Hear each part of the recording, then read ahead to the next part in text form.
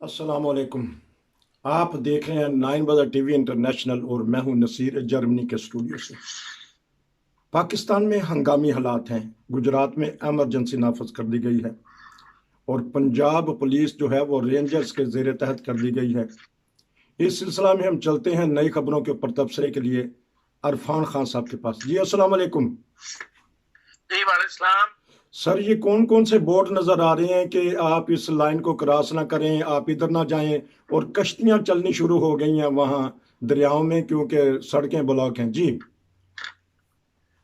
बात यह है कि तहरीक लब्बैक वाले जो है वो के साथ कल का दिन हुकूमत ने लगाया है। कौम इस्लाम की काउंसिल ने भी जो हुकूमत की है उन्होंने भी उनको समझाने की कोशिश की है, लेकिन बात वो रुकने के लिए तैयार नहीं है। जी वो कहते हैं कि नहीं, वो ज़ाहिर है किसी एजेंडे पे हैं और वो ये कहते हैं कि हमने इस्लामाबाद जाना ही जाना है, रावलपिंडी जाना ही जाना और हुकूमत को खत्म करना है। जी तो इसलिए हुकूमत भी जो है सख्त इकदाम उठाने पे तैयार है और रेंजर्स जो है उनको उन्होंने फ्री हैंड दे दिया कि आपकी ड्यूटी ये है कि ये लोग पंजाब का जो दरिया चनाब का पुल है वजीराबाद वाला वो क्रॉस ना कर सके। जी और इसी तरह जेलम पर पुल है, वो जो वजीराबाद और जेलम के दरमियान मदरसे हैं वहां से बच्चे भी इकट्ठे कर रहे हैं ये लोग। उन्होंने कहा कि भाई जेलम का पुल कोई क्रॉस ना कर सके और उसके लिए रेंजर्स को जवाबदेह बना दिया उन्होंने और उनको फ्री हैंड दिया। उन्होंने कहा जी हमें हर हालत में आपने इन लोगों को रोकना है। आपके पास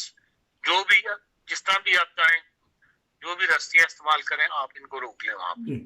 इसलिए अब रेंजर्स ने जो है वो फ्रंट लाइन पे आ गई है और पुलिस जो है वो सेकंड लाइन पे चली गई है। और वजीराबाद के अंदर उन्होंने बड़े बड़े जो खोदे थे पुलिस ने खदके वगैरह, वो उनकी मिट्टी वगैरह उन्होंने बाकायदा रेंजर्स ने प्रॉपर तरीके पे एक बंद सा बना दिया है और उसके ऊपर उन्होंने बोर्ड लगा दिया है लिख के कि भाई हमने इसके बाद रेड लाइन है और रेड लाइन जो क्रॉस करेगा खुद जिम्मेदार होगा अपनी जिंदगी का।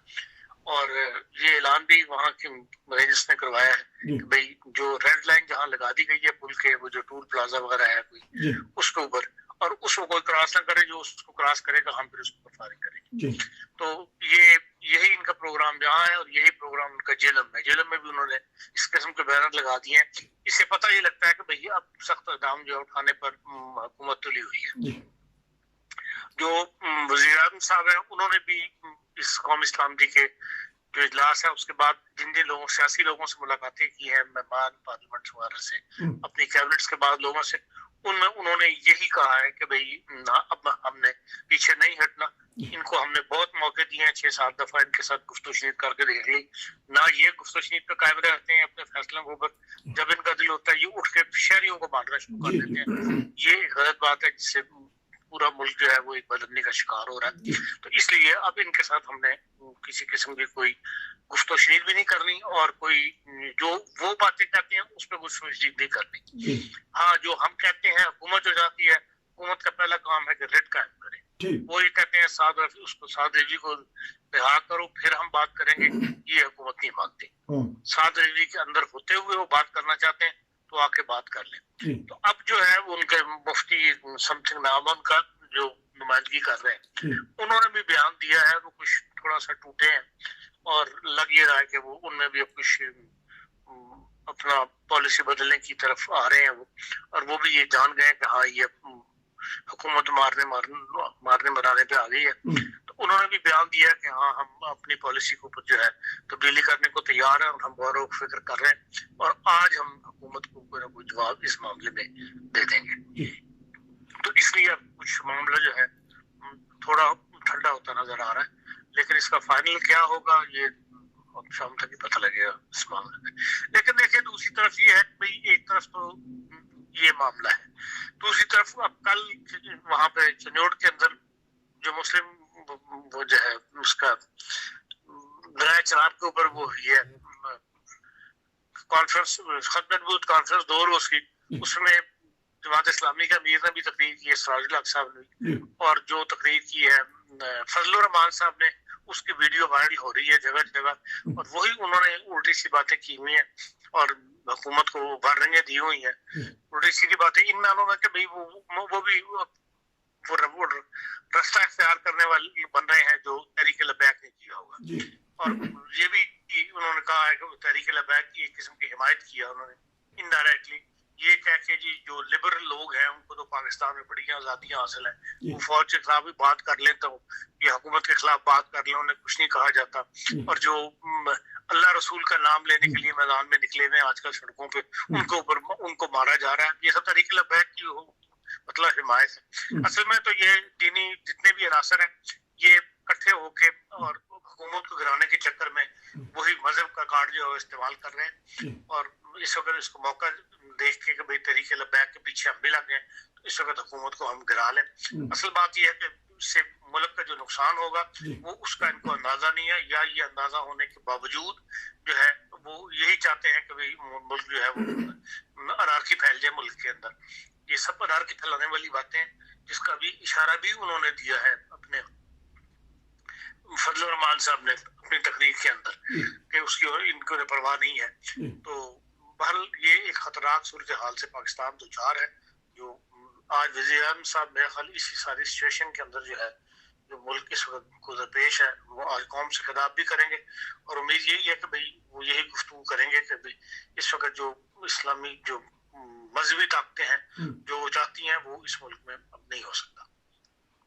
क्योंकि ये जो उन्होंने खिताब करना है 25 उलमा से मिलने के बाद करना है, तो वो तो वही गाइडलाइन देंगे वजीर आजम को। उलमा की तो कल से बात चल रही है कि भाई उलमा कोशिश कर रहे हैं, उलमा खुद ये रिक्वेस्ट उलमा की तरफ से गई है जो मुझे पता लगा।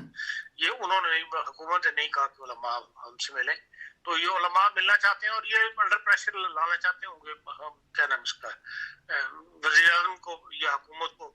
असल में हुकूमत के अंदर भी शेख रशीद जैसा ग्रुप जो है ना, शेख रशीद है, अली मोहम्मद जान है, ये 5-7 लोग जो है हुकूमत के अंदर ऐसे हैं जो मौलवियों को दरपर्दा सहारा मिला हुआ है जिनकी वजह से, और वो मौलवियों की हिमायत करते हैं। और हुकूमत की जो सख्त की पॉलिसी इख्तियार करने वाला शीर मजारी वाले टाइप के जो लोग हैं उनकी बात को नहीं चलने दे रहे और हुकूमत को डाउन करने की कोशिश कर रहे हैं मौलवियों के आगे। और अगर इमरान खान साहब वज़ीर में फैसला तो उनका चल रहा है, अगर वो सख्ती से अपनी बात पर कायम हो जाए तो फिर शेख रशीद का किसी की हिम्मत नहीं है कि वो वज़ीर आज़म की मर्जी के बगैर जो है वो ऐसे इक़दाम उठा सके जिससे मौलवियों को सपोर्ट मिलती हो। शेख रशीद साहब और दूसरे वज़रा जो हैं आपस में बढ़ चुके हैं, और पहले तो ये माइक छोड़ते नहीं थे, अब जान छुड़ाते हैं, प्रेस कॉन्फ्रेंस करते हैं, कहते हैं 10 मिनट हो गए मैं चला हूँ। तो लेकिन इनके बयान वो सवाल और होता है, बयान और देते हैं कि आया इनका ज़हनी तवाज़ुन दुरुस्त है इस मामले में। ये सब बिके हुए लोग हैं और ये मौलवियों को नाराज नहीं करना चाहते, क्योंकि इनका वोट जो है इन्हीं मौलवियों से ही जो मजहबी थोड़े से लिबरल है मजहब के अंदर वो लोग इन लोगों को वोट दे देते हैं, तो उनको ये नाराज नहीं करना चाहते। लेकिन जो हुकूमत का नुमाइंदा है फवाद चौधरी, उसका बयान बार बार आ रहा से नाम दे रहे कहा है कि हुकूमत के वजीरों का, इसमें शेख रशीद का नाम भी शामिल है कि भाई इनकी सोच या इनका जो बयान है वो गलत है, वो हुकूमत की पॉलिसी से इत्तेफाक नहीं करता। तो क्योंकि कहते हैं कि ये कालादम तंजीम है, तो वो कहते हैं कि ये वजारत दाखिला से ही समरी आई थी तो दस्तखत किए गए। अब कभी उनको कहते हैं इलेक्शन में हिस्सा ले लें, हमारे वजीर दाखिला कहते हैं ले सकते हैं, बड़ी पार्टी है, तो फवाद चौधरी कहते हैं नहीं ये तो कालादम है और ये वजीर दाखिला को पता है। बात तो उसकी फवाद की सही है कि जो जिसको कालादम करार दे दिया उसको उसमें हिस्सा लेने की इजाजत नहीं होनी चाहिए। ये समझ नहीं आती कि इलेक्शन कमीशन ने क्यों इस पर एक्शन नहीं लिया, या इलेक्शन कमीशन को हुकूमत ने उसको फ्री हैंड दिया कि भाई आप इनको इलेक्शन में हिस्सा लेने दें। लेकिन ये है कि अगर इस वक्त मौका है इनको दबाया जाए हर तरफ से, नहीं तो फिर ये इनके पास वोट की ताकत बनती चली गई तो फिर ये मुल्क के अंदर और मुसीबत मसला पैदा करेंगे। इसलिए शेख रशीद हो या कोई और उनकी बात पे इस वक्त तवज्जो नहीं देनी चाहिए, बल्कि ऐसी इक़दाम उठाने चाहिए जिससे इनको इस मौके से फायदा उठाते हुए क्रश कर दिया जाए। बैन अल-अक़वामी मीडिया भी कह रहा है और पाकिस्तानी मीडिया भी कि ऐसे बुरे हालात कभी भी नहीं हुए पाकिस्तान में कि सड़कें बंद कर दी गई हों और जो कश्तियों पे सफ़र किया जा रहा हो और पंजाब में रेंजर्स बुला ली हो और उनको इख्तियारात दे दिए जाएं, तो फिर ये किसी और चीज़ का तरफ इशारा करते हैं। अगर हालात پھر ظاہر ہے جو جس طرف آپ اشارہ کر رہے ہیں اس طرف کی طرف وہ اقدامات بھی اٹھانے کے لیے تیار ہوں گے. تو یہ آج سمجھے کہ آخری یا کل آخری دن ہوگا وزیر اعظم کی تقریر کے بعد، یا پھر یہ دھرنا جاری رکھیں گے یا پھر سمیٹ سماٹ کے چلے جائیں گے؟ سننے میں آیا دھرنا جاری رکھنے والی کوئی کیفیت نہیں ہے. حکومت کی پالیسی ہے کہ ان کو منتشر کیا جائے, اچھا انہیں یہاں سے نکالا جائے, اچھا کہیں اکٹھا ان کو نہیں ہونے دینا. ان کو تھکا تو وہ 4-5 ہزار کی تعداد میں وزیر آباد کے پاس اکٹھے ہیں جی اور ان کو وہاں سے نکالنا اور ان کو واپس بھجوانا یہ حکومت کی اس پر پالیسی ہے اور اسی پہ انہوں نے عمل کرنا ہے. اسی نے بہت سارے دستے جو ادھر ادھر سے چکوال والی سائڈوں سے یا تلگنگ والی سائڈ سے جا رہے ہیں ان کو حکومت نے عام ٹریفک کے لیے بند کر دیا. خیال یہی ہے کہ ان کو جب ہٹا جائے گا یا ان کو پکڑا جائے گا تو پھر اسی رستوں سے ان کو نکالا جائے گا کہ جب پھر سفر اختیار کریں. اس کے بعد لگتا ہے کہ ہمارے بڑے بیٹھیں گے سر جوڑ کے کہ اگر اس طرح ہی ایسے گروہ جتھا بنا کے آتے رہے تو پھر نظامی حکومت تو تباہ ہو جائے گا, برباد ہو جائے گا. کوئی بھی سر جوڑ کے بیٹھ چکے ہیں بڑے. کل جو قومی سلامتی کی میٹنگ ہوئی ہے وہ ان سے بڑا اور کون ہے, جس میں تینوں افواج کے نمائندے ہیں, تمام ایجنسیاں شامل ہیں, حکومت کی جو کچن کیبنٹ ہے وہ شامل ہے. اس سے بڑے اور کون ہو سکتے ہیں؟ آپ کا بہت شکریہ کہ آپ نے تازہ نئی صورتحال کے بعد